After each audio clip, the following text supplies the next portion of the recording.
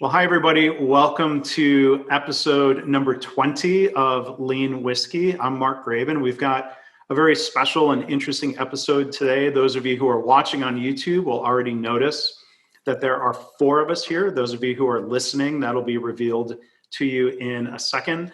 But Jamie Flinchbaugh and I are doing a live episode that's being recorded and released as part of the Colorado Lean Network should we say annual conference? I don't have the exact wording there. Summit.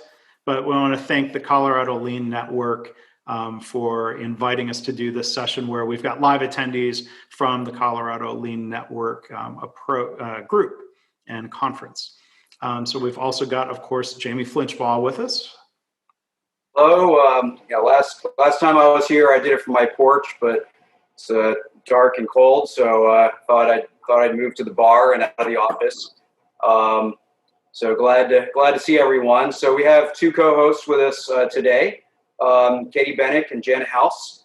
So this will be another experiment in the continuing evolution of Lean Whiskey with a live conference episode. We would have maybe done this from the bar in Colorado, but we'll do it this way instead, which is perfectly great. So Jen, why don't you tell us a bit about yourself first? Yeah, thank you. Thank you guys for having us. I'm excited to be on here and excited to reflect on our conference. So I'm Jen House. I am a performance improvement specialist at Lutheran Medical Center, which is a hospital part of the SCL Health System in Wheat Ridge, Colorado. And I'm also privileged to serve on the board of directors with the Colorado Lean Network as director of events and co-director of events. And so thrilled to get to be with these great leaders in Lean, as Katie said, and just kind of reflecting on what we're hearing through our conference.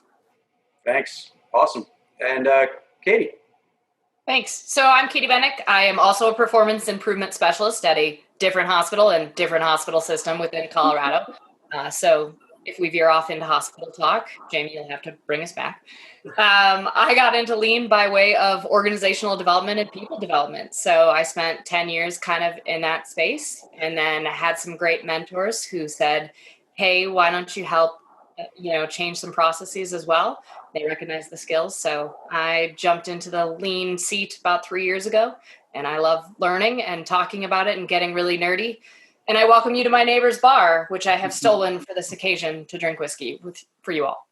Yeah, I didn't think it'd be easy to up the Lean Whiskey bar background, but you've done a good job there. So awesome. Thanks for joining us. I've done work in healthcare, not as much as all of you, but going back almost over 20 years, actually. We did some of the first Lean healthcare work. So no problem if we talk Lean healthcare. So before we get into the whiskey, Mark, you have this zero hat on. I hope you're not launching a new Lean whiskey brand that has 0 calories. No, that would have zero taste, I think. Yeah. I don't know how vodka manages to have calories with, to me, zero taste. But I'm wearing, for those of you who are listening, I'm wearing a hat that says in big capital letters, 0.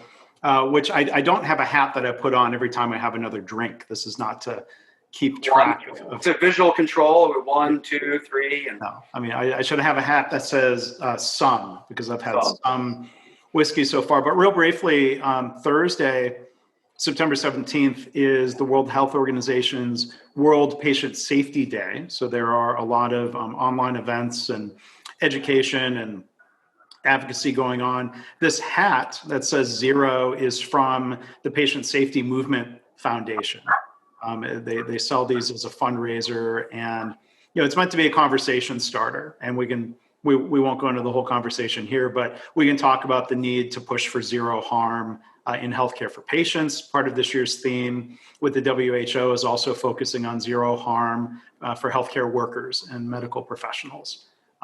So that's why I'm wearing the hat today, and it's impossible to get a haircut in Los Angeles right now. I do not sympathize. Every time I mention hair, then I'm like, oh, right. Sorry, Jamie. Yeah. Is what it is. So thanks for asking about the hat.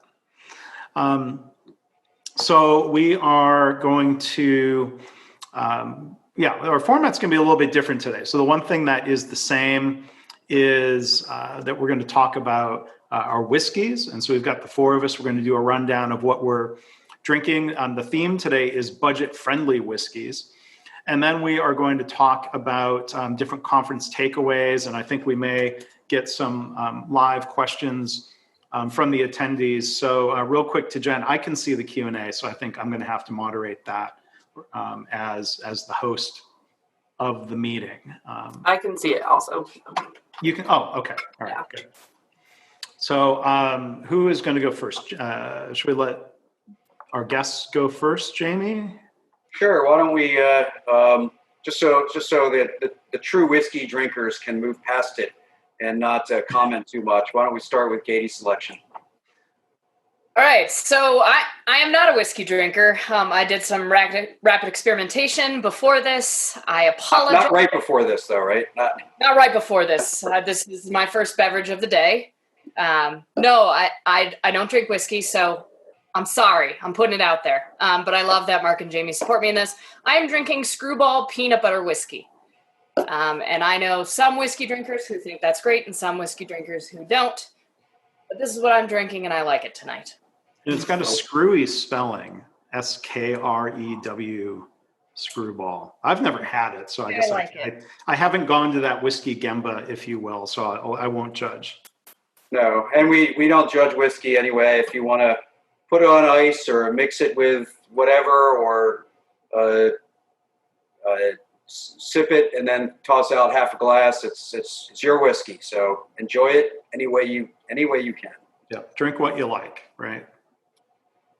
All right, Jen, what are you drinking? So I'm having the Kirkland blended scotch. My husband is a huge fan of all things Kirkland, so that is what we have in the house. Hence the theme for budget friendly. We love to get anything at Costco, and I did manage to find our ice ball makers. So I did manage to make myself an ice ball in preparation. Nice. Very Colorado glass you have there too. It was the only one big enough to fit the ice ball. It's like a mason jar. Yeah. That can be the problem with ice balls. And yeah, I don't know. I should have researched this. I'm not sure who makes the whiskey for Kirkland, but I saw that. I'll try and find it while we're chatting, but I did see. I think it was. I don't remember. Yeah, we know it's not themselves. So, and I'm drinking. I think it's a nice staple, cheaper bourbon is Elijah Craig Small Batch. Pretty easy to find, usually in the $20 range, $20 something. And you know, the whole idea of affordable whiskey is you know, sharing among friends, have a drink every night. You don't want a $100 bottle. And these have plenty of taste and plenty of options, whether you mix it or drink it neat without ice, as I am tonight. Yeah, that's a really good choice too. And before I introduce mine, I'm just going to mention that now that I'm in California and it is a state where Costco sells liquor, I'm going to have to check out the Kirkland brand.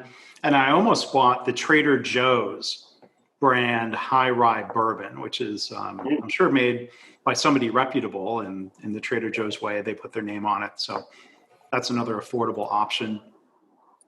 I did type my answer to Stephanie V, who had a question about where in Colorado you can buy Kirkland liquor. So the Costco at Quincy and Wadsworth and Littleton is the only one that sells Kirkland products, and happens to also be the closest one to my house, which is very convenient. So if you're in Colorado, then that's where you can go buy that liquor. And tell them Jen sent you. Yeah. Right. So what I am drinking, I'll hold up my glass. I've got it neat in the Glencairn glass. I'm drinking Buffalo Trace. So this is their, kind of their lowest tier. It's about $25 a bottle, wheated bourbon from Kentucky.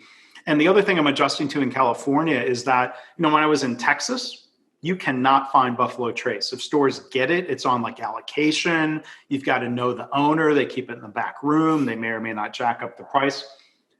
Buffalo Trace in California is on the shelves of every grocery store, of every CVS. And those of you, when you can, I shouldn't say this publicly because now people are going to come to California and rate it and take it back to where they're going. But, this is, for a $25 bottle, it's supposedly aged 7 or 8 years. It's the same family tree that includes Eagle Rare, and it's the same producer as Weller and Pappy Van Winkle. And so there's some good genes in this whiskey here. I like Buffalo Trace a lot. Yeah, we said budget friendly. We didn't say easily findable, which apparently Kirkland isn't easily findable for everyone either. So, you gotta shop from where you are, and or buy online. In which case, it usually no longer makes it budget friendly. So, those are our selections. Hopefully, we hear what other people are drinking while we're on live. Well, I'm just looking at the chat real quick. We've got somebody drinking a Japanese whiskey. We've got somebody drinking a small batch Vermont bourbon called Mad River Distillers. Okay. There's all kinds of Knob Creek. Someone's drinking Knob Creek bourbon on ice. That's all I see right now. So if anyone else wants to share what they are sipping right now, if you are indeed doing that, let us know. If you're watching the recording on YouTube, put a comment in the YouTube box. It would be good. Absolutely. Always like to hear. And I know I got a photo from somebody, and I won't call them out, but they have a picture of the same Elijah Craig I'm drinking. So that was their plan for tonight. So that's awesome. We like to, for those that are new to this podcast, it's Mark and I started off by getting together in different towns whenever we had a chance, and we'd find a good whiskey bar and talk shop. And so we thought, why not share those conversations with more? And this just became a project of fun for Mark and I, and we're now into 20 episodes. 20 episodes. And it's a little bit of whiskey talk, a lot of lean talk, but maybe the lean talk is whiskey fueled a touch. A touch. So why don't we get on to the lean talk? So since we're doing this live with the conference, we thought we'd start with some takeaways from the conference so far. So we're 2 days into this, plenty of speakers, plenty of highlights and things to talk about. So we're going to start with some highlights and just, as we usually do, kind of react to those and talk about them a bit. I know Jen and Katie have been documenting a few of their highlights along the way. So who wants to kick us off with their first one?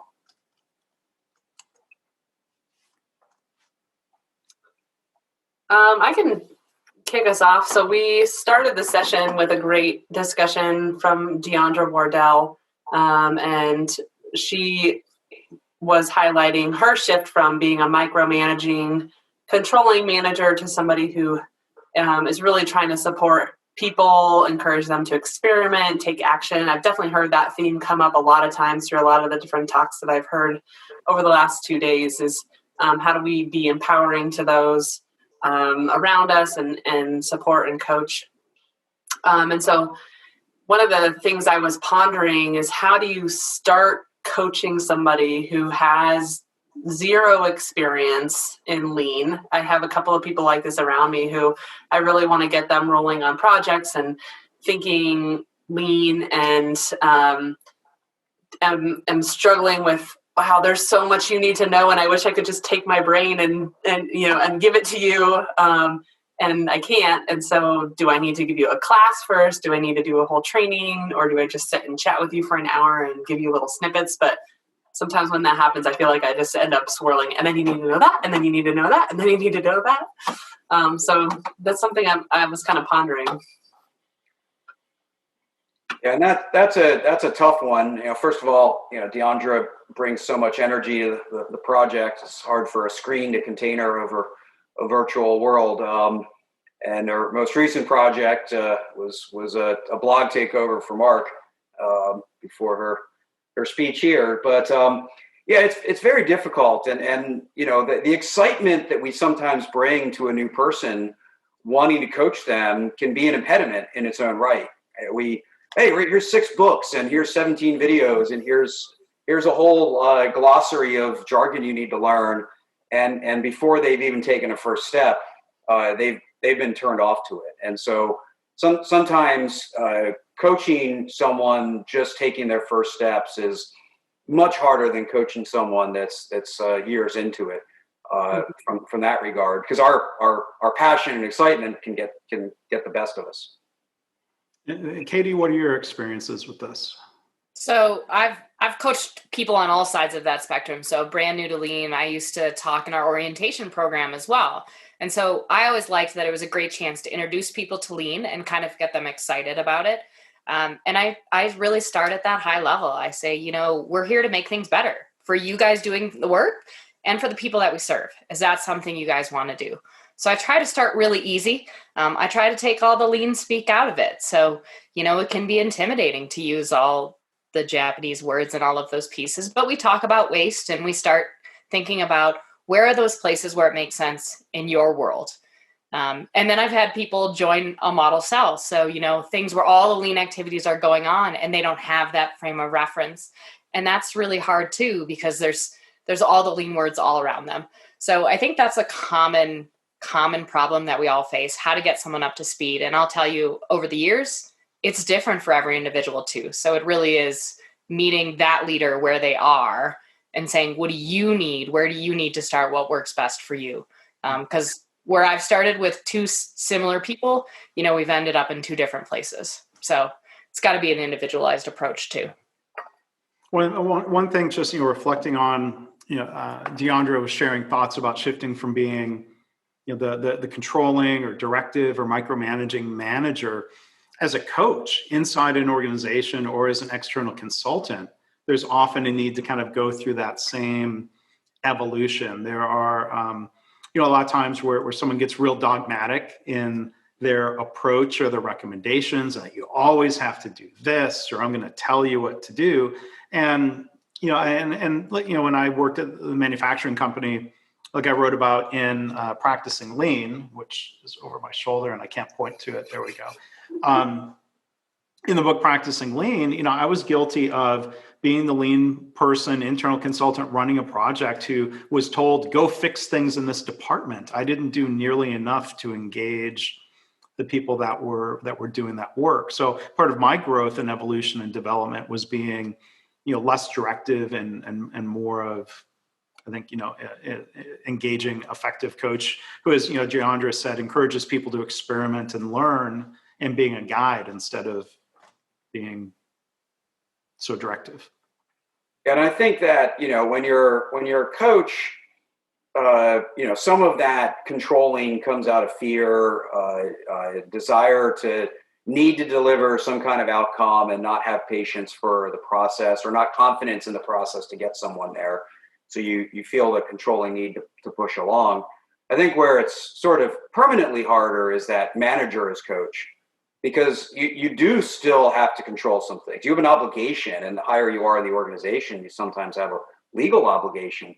And so you have to really balance that need between manager and coach and when to play what role. I coach soccer and I like to use analogies or examples from that. And when I'm coaching a game, I'll see a player and, often in a wrong position. They're just out of shape with the rest of the team and need to adjust. And if I really care about the outcome, if I'm super controlling about the outcome, I'll just tell them where to be. And in that moment, I'm a manager because I'm trying to get the outcome. And sometimes I'll, tell them where to be and tell them why, in which case I've adjusted to be a teacher, but it's still my outcome, right? It's still my definition. And then, where I truly am a coach is where I ask them, are you in the right spot? Let them adjust, and then perhaps help them reflect when they come off the field. And then that's when I truly let go of the outcome and focus on their learning. And that's when you cross the chasm into being a coach. But, I'm very clear if we're, as we were last season, playing the last 10 minutes of the game for, in our case, second place in the league, I can spend 10 minutes being a manager because the outcome at that moment mattered more than the learning. And you do have to balance those two needs when you're manager and coach, which is always a tough balance. Well, and so when you see the players in the wrong position and you know the answer, I think that's the toughest situation as a coach. So one thing I did during the pandemic here was binge watched Schitt's Creek. I see nods from Katie, Jamie. I've heard of it. And no. But there's an episode, David Rose is in the store and he's chastising Patrick about how some product is, no, that's just in the wrong place. That's just wrong. And Patrick was sort of questioning, like, well, how do you, he's like, I just know. It just is. He has a very clear vision that was hard. He wasn't being a coach. He was just being directive. He's like, I know, do what I say. And that can be funny in a TV program, but not really helpful in the workplace. Well, and you can take it a step further too. So I've always made the joke, you could, coaching little kids, you could go out there and score the goal yourself. Right? That's you really getting in there. But I mean, we do this in the workplace. We're like, no, I'll just do it myself. Yep. But we need to be able to step back and have the kids learn how to do it. And it makes a lot more sense in that coaching analogy when the kids are out there, but we don't see it the same in the workplace. But that's what we're doing. We're jumping out on the field. Great analogy. And then we complain why nobody ever knows how to do it. And you get to jump out on the field once before you're banned from the league. Right? Yeah. But in the workplace, people get to jump in over and over again. I love that analogy.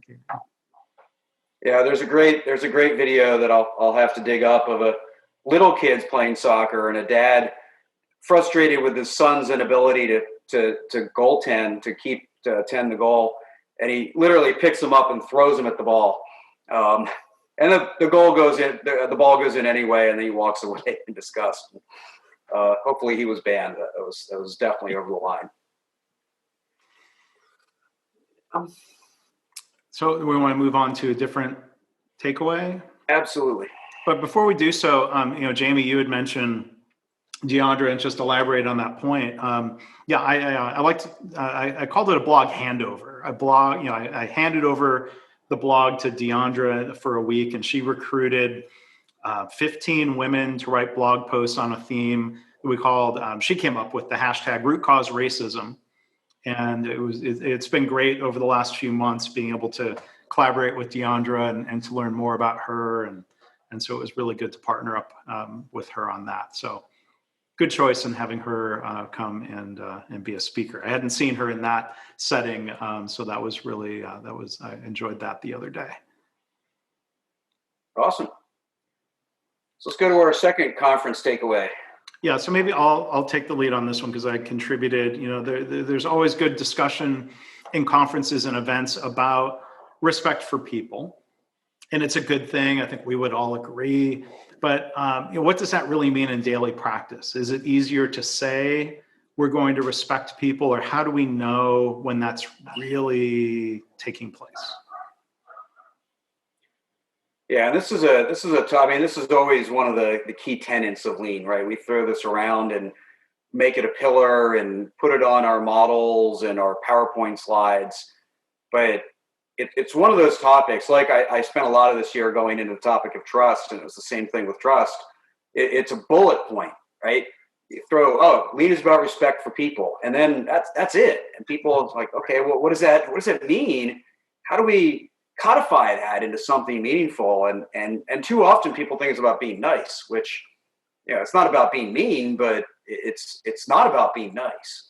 And just to start, as an example of this, it's actually about embracing conflict, right? Conflict is good. Conflict, when managed properly and respectfully, is what leads to new understanding and insights and breakthroughs and solutions. And conflict is a good thing to bring into the workplace. And without it, it's, everything ends up conflict that you take home with you at the end of the day.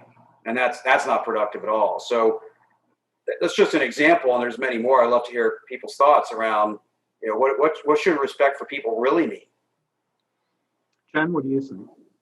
So this was really interesting for me, and I think this maybe is my engineering brain coming through, that I've always viewed respect for people as sort of a means to an end versus an end in and of itself. So our end goal is improving the quality, but a means to get there is that we respect people, we take their ideas, and then we get to our ultimate quality. So I think that this conference was the first time I really thought about, well, is respect for people an end in and of itself? And I was kind of pondering that more, like, well, if I don't fix the process, but I really respected my people, did I really achieve what I needed to achieve, right? And I would probably say no.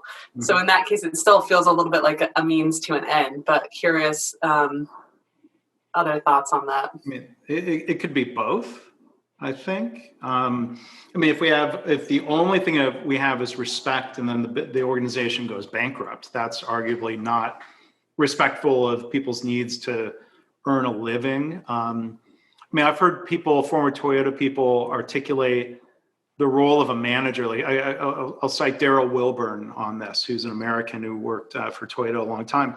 That I'm paraphrasing, I guess, but it's the manager's responsibility to create a system in which people can be successful. And to me, that's a concrete way of expressing respect for people. We're not going to just throw you out there to struggle and to fail and then blame you when there are problems. That obligation to people for creating a good system coexists with respecting people by engaging them then in improving that system that's already, even though it's not perfect, has set them up for success. That's maybe one way of thinking about respect.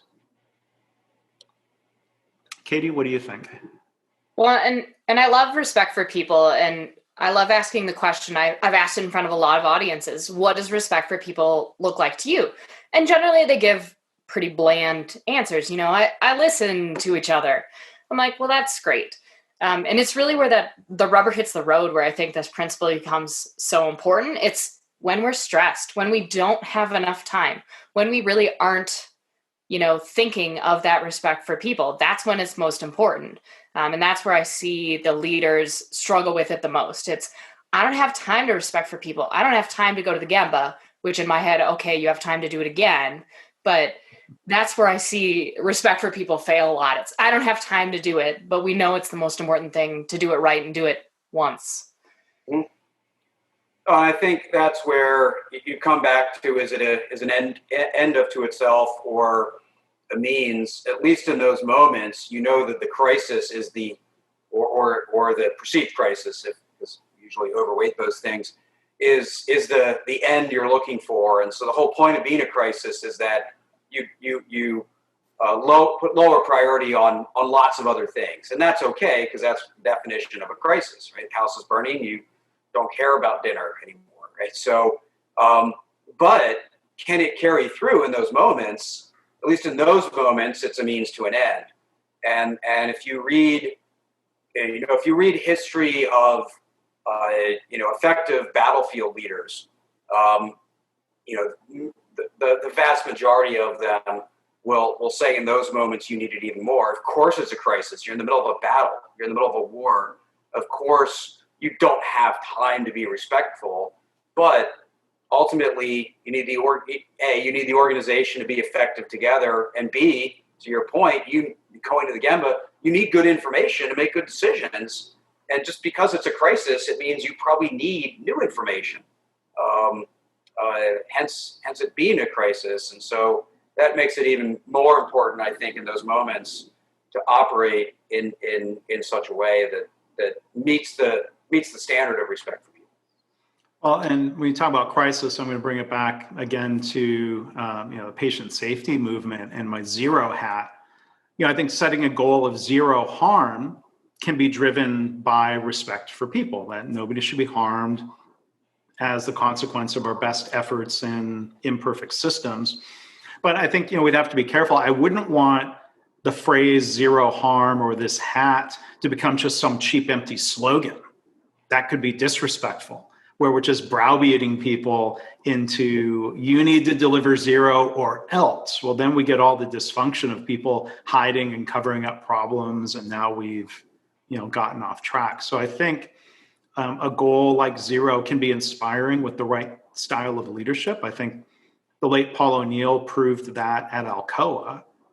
that setting the bar really high for excellence, that we want to be the best. We're going to set goals at what he would have called the theoretical limit.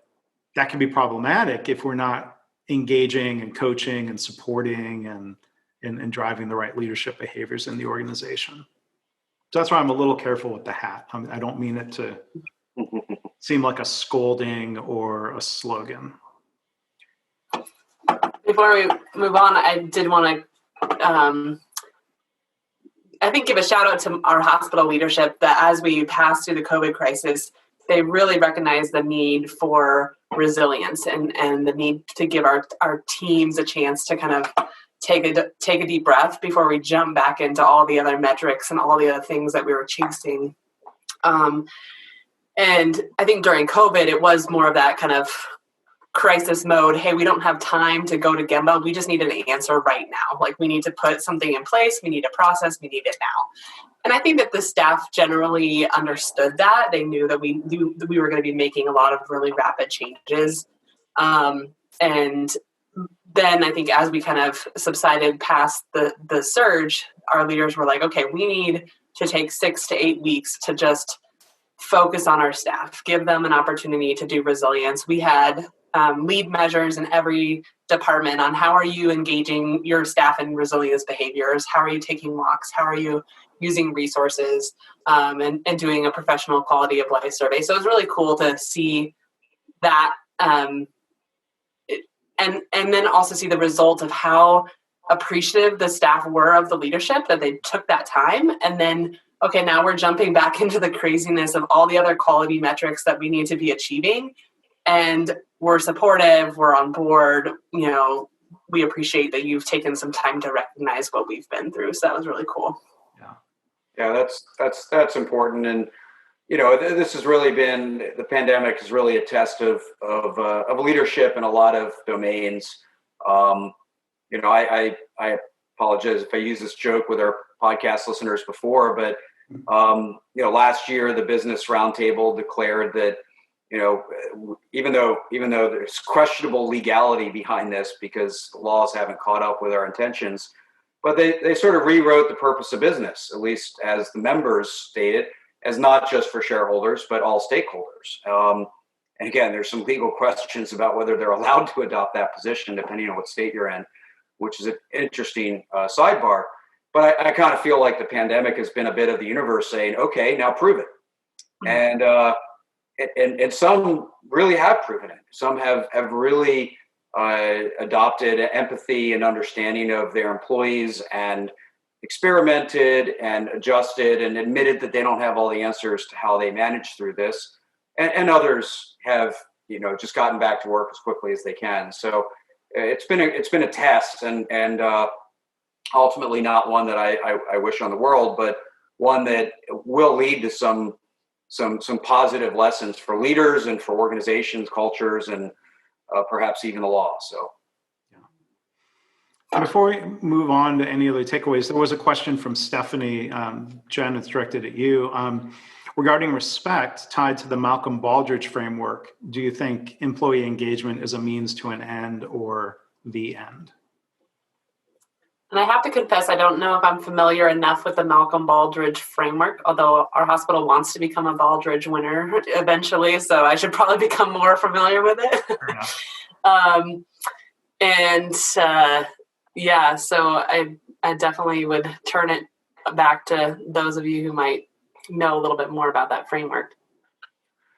Well, I just say employee engagement, fundamentally to that Business Roundtable claim is do you want, as part of your business, not as a means to an end, but just as its own measure, engaged employees? And, 5 years after you retire, unless you're on the speaker circuit where they introduce your stock price rise during your tenure, you're going to probably care more about the team members you left behind than you will about, your last year of profitability. And yeah, of course, you have a legal obligation to care a lot about your financial performance. But again, what are you going to remember after you leave? I think it is an end unto itself. And quite frankly, to some degree, I say I don't care, because I think we know enough that it's also a means to an end. So even if you care about profitability and don't care about employee engagement, it's still a pretty good means to an end to get there.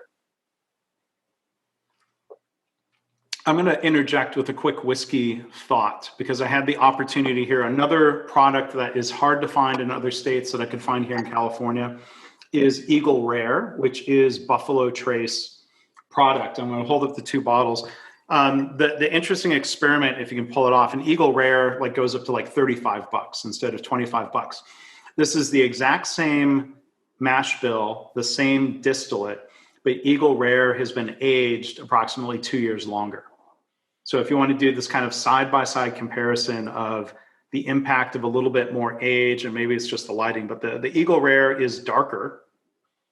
So there is a little bit of an effect from that. But so I poured my second whiskey and hooray to Buffalo Trace.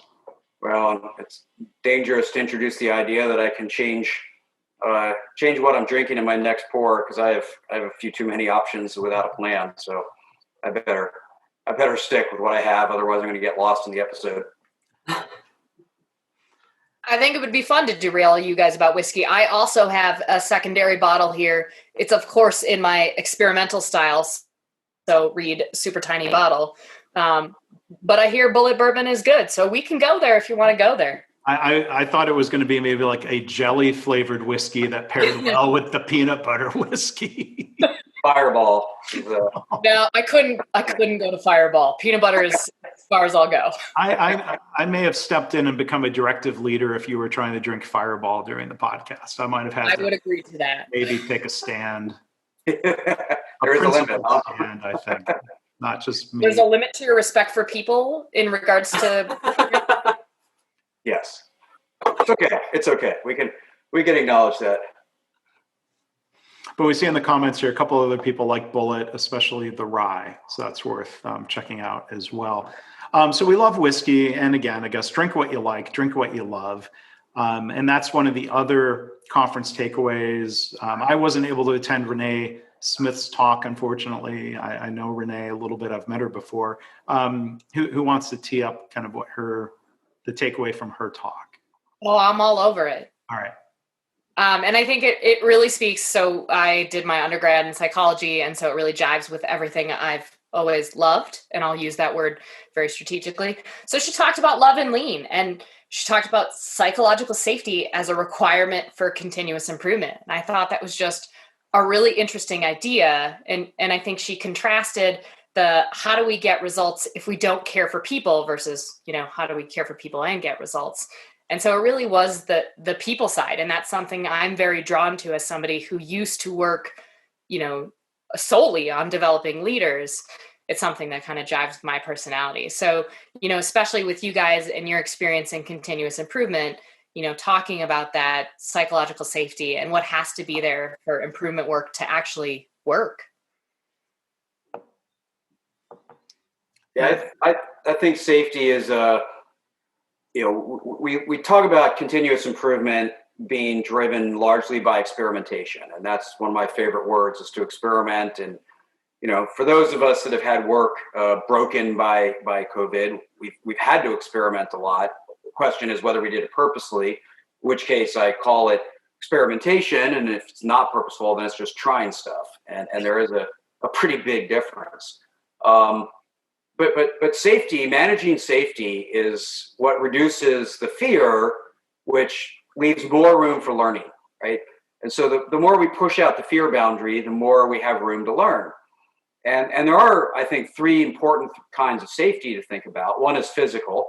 A very short story is that one of the major problems with aircraft 100 years ago, or thereabouts in the U.S., we used it for mail carriage quite a bit, and there's a high accident rate. Usually not a high death rate because we didn't fly very high or that fast, but a high accident rate. It's because people experienced their first failure. They found the boundaries of experimentation while up in the air, and so flight simulators allowed people to experiment and find the boundaries and test the waters and learn that way with physical safety, and that dramatically improved the overall safety rate.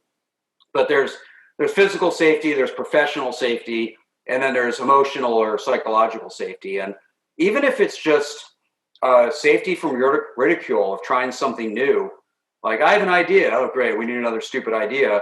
Even if that's all it is, it absolutely squashes new ideas, creativity, and experimentation. And I'll just say there's no room for it in a lean environment. It's leaders' job to drive that, or I'll say drive it out, drive the fear out, but through providing psychological safety. Yeah, so as Heather made a comment in the Q&A that she loves that Renee said the manager's job is to drive out fear, which is replaced by what? Love. So as Heather answered her question, but I mean, it goes back to W. Edwards Deming, who talked about the need to drive out fear in organizations. But I think of like one thing I reflect on getting involved in healthcare as an engineer is a shift from, as much as you can generalize, at least about the manufacturing companies that I worked for, it was all about logic and math and numbers. And sure, they wanted a good culture, but like it was really, really focused on the thinking side of the sometimes discredited Myers-Briggs framework, right? It was all about the T. And then when I got involved in healthcare, there's much more feeling. And again, I'm generalizing, but like the first time, it's just being a different environment where people talk about love and caring as a deeper way of talking about respect. Like it's not a transactional respect, it's a more caring respect. And one of my favorite examples when I think of the word love was a hospital in the Netherlands that was trying to come up with a title and a label for their lean, what we might have called a lean initiative. And the surgeon who was speaking about it in English, there was a Dutch word, which I don't know, and he said it translates to English as loving care. I think that, that's beautiful. I think that translates really well. So, they were emphasizing, for example, that lean in healthcare for them, and I think for me, is not about ruthless efficiency. It's not just plowing through clinical tasks more rapidly. It's about eliminating waste and freeing up the space and time for loving, caring interactions between nurse and patient. Would the engineer call that value added? I don't know. The patient probably does. If the patient is afraid of the procedure they're going to go through, that nurse being able to take time and provide loving care, I think is really, really important. It's beautiful. It's powerful. That's not just the whiskey talking. Well, the market kind of proves that out, where just to that specific example, where people have elective procedures, bedside manner is a distinguishing factor that people use to make decisions. So if you want to be economic and calculating about it, the market voice has proven that there's value in that definition. And I've always said replace the fear with learning, but the idea of replacing it with love is an interesting twist, because use a different word, is purposeful pursuit of passion, purposeful pursuit of excellence, whatever that might be. The purposeful behind it is pretty important, and it's what gets people up in the morning to do something meaningful, even regardless of whether they're in an industry where purpose isn't that hard to find, like healthcare, or if it's something else. Sometimes it's the love of the interaction that is the purpose of going to work in the morning. So I'm going to jump in with a question that Dave had typed in, Dave Harry, saying basically during the lockdown that Zoom calls have in many ways brought together distant employees who might have only had phone or email contact. And now they actually get to see each other, and that getting to know each other on a personal level goes a long way toward mutual understanding and fostering respect, that there's benefit towards that. So he's asking to the group, I think, what do you think about some of the benefits of the Zoom era? I'd say there's definitely pluses and minuses. I think Yeah. from my own experience, it's actually really hard to be present on videos on Zoom for me because at least during the first 3 months of the pandemic, my children were right behind me. So I was really hesitant to be on Zoom. Now, that didn't mean that I wasn't available, that I wouldn't answer texts and phone calls, but I actually struggled with that connection. I spend a large amount of my time when I'm actually in my hospital on the floor with my people, talking to them. And so, I mean, I don't disagree that it probably brought a lot of connection, but it actually brought me a lot more disconnection from the people that I served daily. I think the video is definitely a key component. People have I myself have a much easier time checking out, not engaging as deeply if I'm not on the video. And so I'm pushing in our hospital to move toward more of that culture of being on the video, making that the expectation and the standard. Yeah, I think, and I do think, the point around what environment you're coming out of does matter, right? So in a hospital, especially a single hospital system, you're in the same building most of the time. Whereas there's a lot of companies I work with that are spread across 5 continents, right? At least 2 or 3. And in fact, the executive team that I stepped down from last year, our executive team was in 5 different locations, right? We hardly ever got together outside of a board meeting in person. And so we had a lot of video calls, but these organizations are physically spread out around the world. And so if that's the environment you're in, I think it's a huge enhancement. I do think as much as the fear of the personal life being behind you, and some people have, whether it's young kids or, they're in a small apartment and, whatever their situation is, there's so much variation that we need to have some empathy. But I've really enjoyed seeing inside some people's lives and getting to know them on a more personal level by being in their home, essentially. And I think there's been a plus to that. And I love video. It's I'm a visual person. I get as much, honestly, out of body language on video that I do in person. And that's helpful. I think the one thing, and this is advice I've given lots of people, is to turn off your self view, right? Because when you're in person, you forget, you just immerse yourself in the other person, right? You don't hold up a little mirror in meetings, Jamie? I have a little hat with a mirror. I always paste it on the other wall. Yeah. So my head's reflective enough, I can see all sorts of things. But yeah, you end up focusing more on. It's easy for people to end up getting almost not obsessed, but tired of looking at themselves and worried about their own reactions instead of immersing themselves in the relationship, in the conversation. And so in a video world, I think turning off self-view is not just the best for you, but best for the other person as well. I do hit my limits, though. I mean, there have been times where I've had a meeting and I've got this calendar scheduling system that automatically generates Zoom meetings, and that's mostly the default. But there are times when someone is asked, or they'll just call at that time, and I'm in the Zoom meeting waiting, and the phone rings. I'm like, okay, I'm gonna grab the phone, and I'm the type who I like to pace around. I can't do that on a Zoom call. I can't pace and talk or pace and think. A stand-up desk. You just can't pay to stand up. But then you're locked in. No, you're not. Who cares if you walk around? I did see somebody on a moving desk today during one of the Zoom calls. I wander around. I mean, I don't turn my back a lot, but I do about 2/3 of my day standing up, and I don't lock in. If I want to move around a little bit, inside the window, it's exactly what I do. I do like to pace, and I have no problems doing it on video. But you've got to be careful with the Zoom roller coaster that people take you on sometimes. If they're on their phone and then they start walking through the house. Oh yeah. If you have motion sickness, it can be dangerous. One other thing I was just going to add, though, the team at KaiNexus, especially in early days of the pandemic, when we were doing team meetings and weekly check-ins, that was a time for empathy and what I would talk about, like respecting the employee as a whole person. There was so much time spent on just, hey, how are you doing?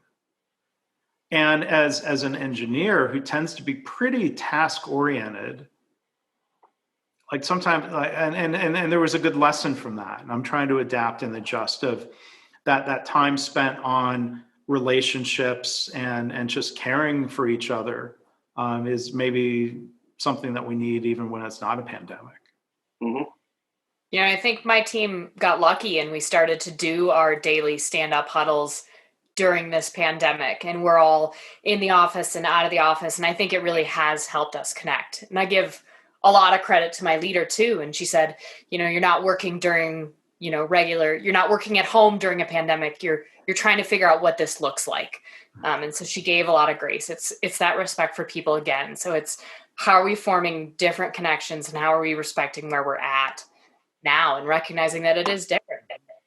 Yeah. So these words like respect and love, and Jamie beat me to the punch on the word empathy. Katie, you talk about grace. I think we've all learned, whether it's dogs barking or kids in the background, to not be judgmental or snarky, or just recognizing it's just how it is. Yep. It's going to happen. And people still apologize. I'll be on meetings, or I was prepping for a webinar today and someone said, oh, sorry, you may hear some noise. I'm like, oh, that's how it is. Yep. Okay.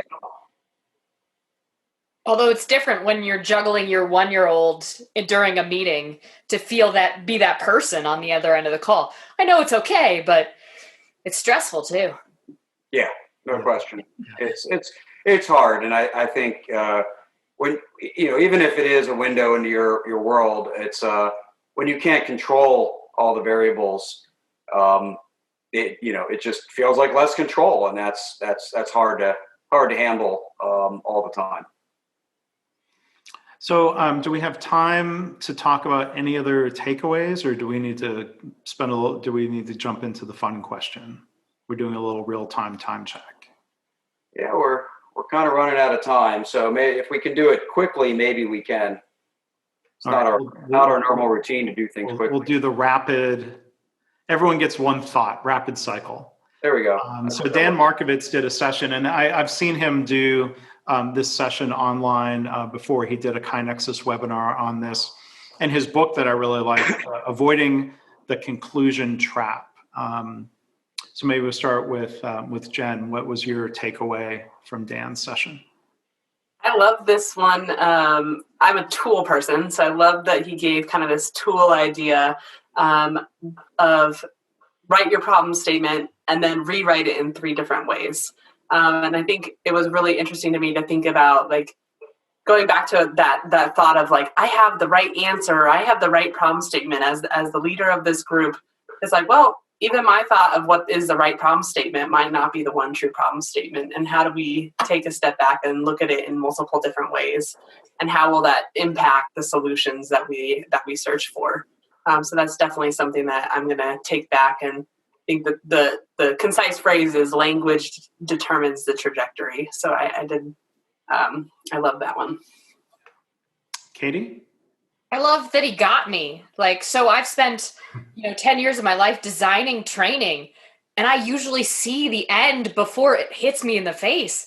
And it was, what was the problem? And I totally missed the problem. And I spend my life helping people craft these problem statements. And I was like, wow, I can still miss it. So I think it was a really good reminder to step back and to make sure that I'm actually looking at the problem in all of the things and not jumping, and how easy it is for even us who do this every day to jump. Yeah. Mm-hmm. Jamie? Yeah, it's quite hard. And so talking about problem statements, I think that the fundamental idea is that there's a right problem statement is just, in many ways a fallacy. I always encourage people to write them in pencil with the idea that they can learn, they can modify, that they can take a different perspective on it, even if it's just based on the idea that, well, I wanted to collaborate with this person on the problem statement, but now that they won't collaborate, now I have to reframe it based on what's the part that only I control. There's all sorts of reasons to that we have to reframe or rethink a problem statement from a different perspective. And so, the idea, I had an interesting conversation the other day about just, doing experiments around the problem statement. Of course, we have to do them around the answer, but even doing experiments around the problem statement so we don't get too locked in too early, I think is important, because the word trajectory is one I use all the time. It sets the path we go down. I was just going to add, I think a lot of us talk about not jumping to solutions. I think the interesting jump that people make is jumping to root cause. We talk about something for 10 minutes and people are like, oh, no, we magically found the root cause. I'm like, well, I think one thing I've learned from mentors of mine is that you can have a hypothesis about what you think the root cause is. And that can only really truly be confirmed or understood through the testing of countermeasures that is designed to circumvent or counter what you think the root cause was. So I think that's another thing to be careful about. Like, I think if we're in a conference room and someone says, "Oh, we've discovered the root cause," like, well, I don't know. Maybe I'm being a stickler on language, but I think it may be more accurate to say we gained consensus around a hypothesis that we then need to continue exploring. And like Jamie said, write it in pencil. You know what you know until you learn that you don't know it, I guess. So to me, that's part of the kind of experimental learning nature of lean problem solving. Yep. So we always like to end with a fun question. So we'll move on from our conference takeaways. So I wanted to pick one that wasn't too long, since we got 4 of us, part of our experiment. So we're looking at our favorite, and you guys can play along in the chat if you want, our favorite lean related word, but not for a good reason, for a silly reason. Right? So don't pick Muda or whatever that is because waste is important. But what's the silly reason why you pick the word that you pick? So let's start with Jen. What's your word? My word was poka-yoke. Because you do the poka-yoke and you eliminate harm, and that's what it's all about. Yeah. We're not all going to sing our answers. I will. I'm pretty sure of that. But that is impressive. That is fun. It is a fun word to say. That's a good one. Poka-yoke. That is a great one. Mark, what about yours? So this is this is either easier to say or harder to say with 1.5 bourbons in me. It's a German word for Verschlimmbesserung, and I butchered that. We'll put the word in the show notes. It is a very long, complex German word, Verschlimmbesserung. But what it means is, so it's a German noun that means an attempted improvement that only makes things worse. I love it. And we've all run across that if we're paying attention in our experimental attempts at improvement, right? Yeah, it's perfect for the Germans. Sounds like Schadenfreude. Kind of same idea of a continuous improvement. So that's a don't watch your Schadenfreude about my Verschlimmbesserung. Don't take joy in my attempted improvements that only make things worse. I like your pronunciation after 1.5 whiskeys. I think it got better.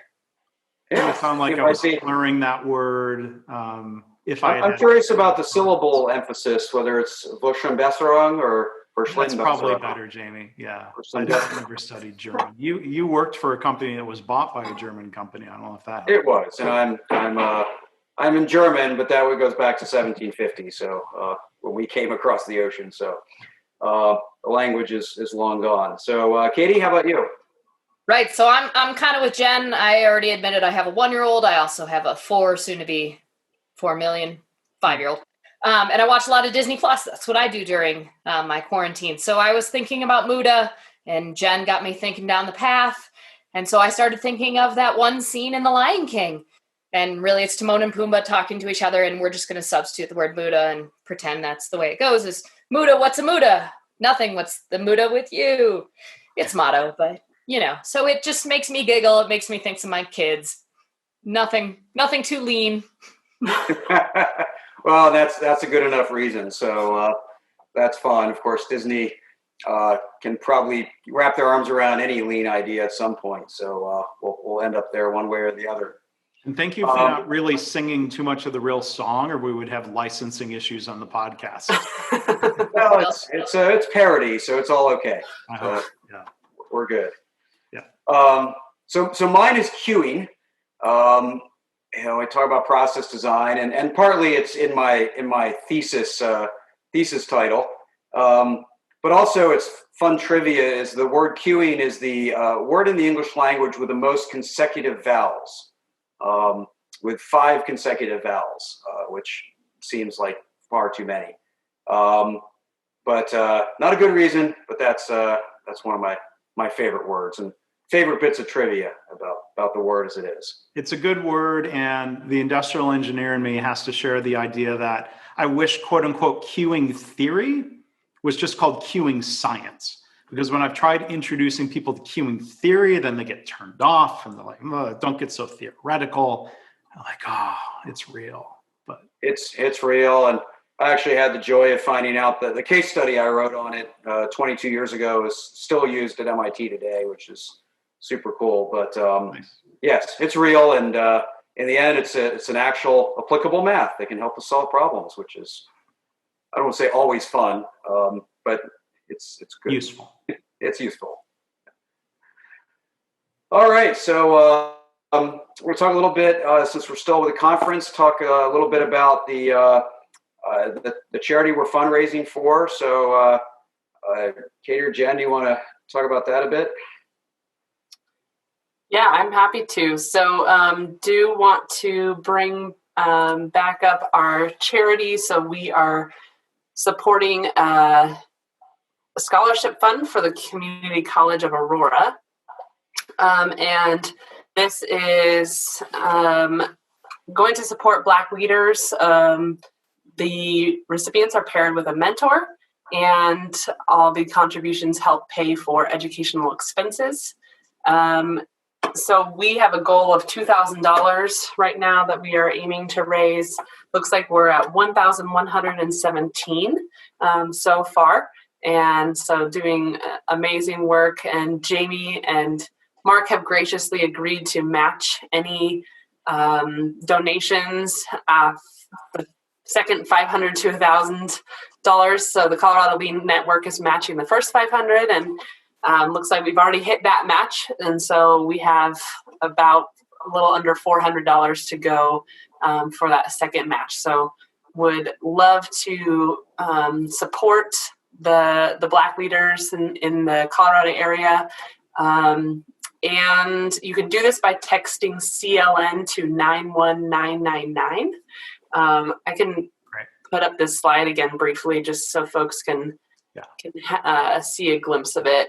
And once more, for people who are just listening in the podcast, text CLN for Colorado Lean Network to 91999. So we hope people will contribute, and Jamie and I look forward to being able to make that full match.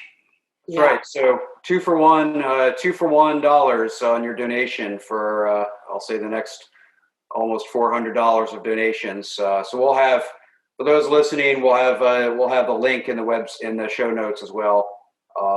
So please do donate. And this fundraiser is going through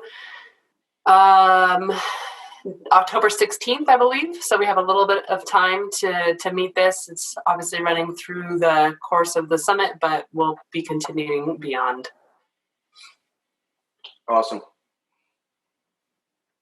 I hope everyone will check that out. So thank you, Jen and Katie and Colorado Lean Network for choosing that cause and helping raising funds for that. And thank you, I see names on screen, everyone who has contributed so far. So, gosh, I guess more than an hour has flown by. It's time to wrap up. This has been fun. It has been good.